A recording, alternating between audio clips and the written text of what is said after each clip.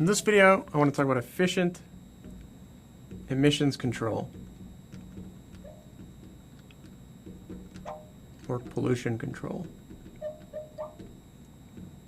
All right. The starting point for a course in environmental economics and policy is usually that could be doing better, right? Could be doing better. Where they're overexploiting natural resources, or we have too much emissions, too much pollution, too much carbon dioxide, too much usage of fossil fuels, and all this. So how do we map out and conceptualize the efficient level? And, this isn't a murder mystery. At the end of the day is that it's very unlikely that the efficient emissions control will be zero emissions. Because, like everything, there are trade-offs, and there's the flip side, that there's a benefit to emissions, otherwise our economy wouldn't be generating them, right? People are relying on fossil fuels to fuel, for lack of a better word, their everyday lives. And so there are, of course, benefits to it, and there are costs, and we have to think about both of those. So we're going to think about a model graph with emissions on the horizontal axis and our monetary values on the vertical axis. And we'll start with the idea of damages. So as emissions go up, there are certain damages. If we're talking about climate change, this is a graph, just a candidate for this graph. I don't know exactly what it would look like, but I'm certain it would be increasing with emissions and increasing at an increasing rate, right? Increasing marginal damage at an increasing rate. And it's not even the case that this needs to go through the origin. It could be the case that there's some level of positive emissions where there's no detectable damage. I'm just drawing it through the origin for simplicity.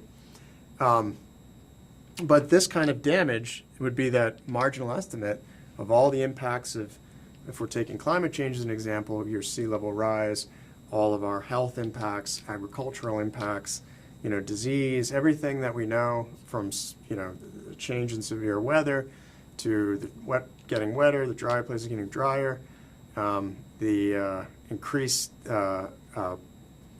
squeeze on water and other resources we need to survive. And anyway, these estimates would go into our marginal damage, and economists and others have spent, their careers looking at this with integrated assessment models. And so this is just stylized, but we have evidence supporting an estimated marginal damage curve. On the other side, so this is bad stuff happening. All else equal, if we had no trade-offs, we'd like to be here without any damages. But there is some level of emissions, let's say in the status quo, we'll call it unregulated, that we are emitting now. All right? So this is a static world. We're not talking about next year and what it would look like, but now.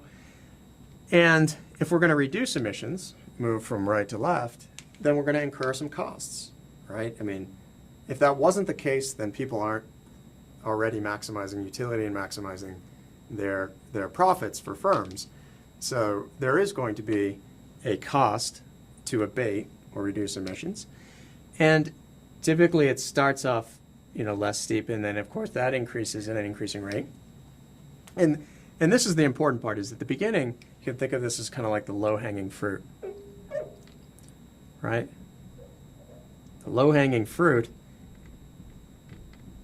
what I mean by that is that the first units to abate are going to be the cheapest, typically the cheapest, right? The easiest things you could do, right? Maybe switching, you could even be some sort of further development of a workforce, right? Personnel, just you could get people to do things a little bit differently, and maybe it doesn't even take much, right? Maybe it takes a couple signs on the door, who knows?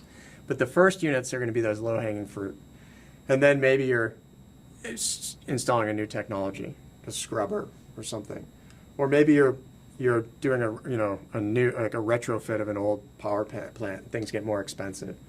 And then at some point you're capturing carbon emissions and storing them. Carbon capture and storage. And those estimates are typically pretty high. That's what's up here. So the last units of abatement to get from 1 unit, whatever that is, metric ton, to 0 will be the most expensive. Cheapest, low-hanging fruit to the high-hanging fruit. So the better, these you can also think about as these are the costs that are borne to reduce emissions or clean up the environment.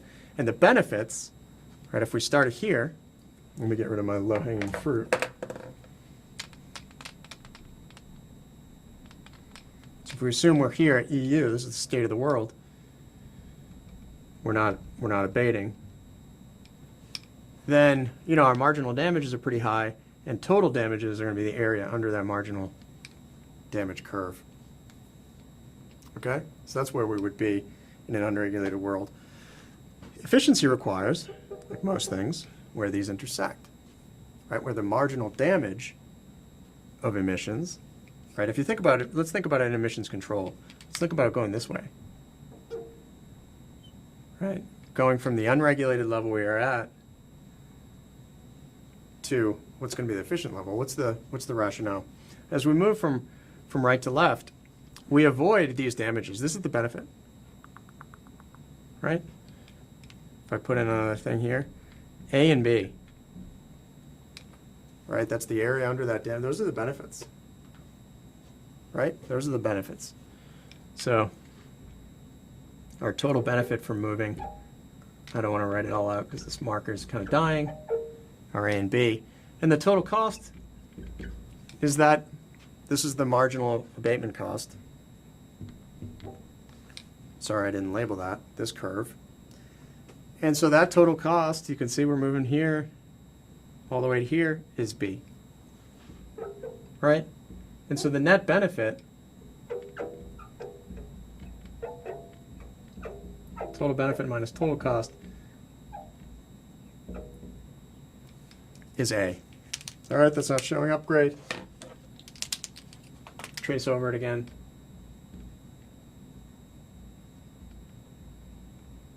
The net benefit, total benefit minus total cost is A.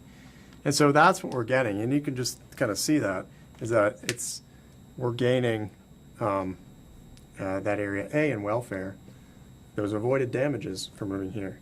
And this is efficient. Well, if you think, okay, well, if this is E star, which it is, why not go all the way to 0? Why not go to no pollution?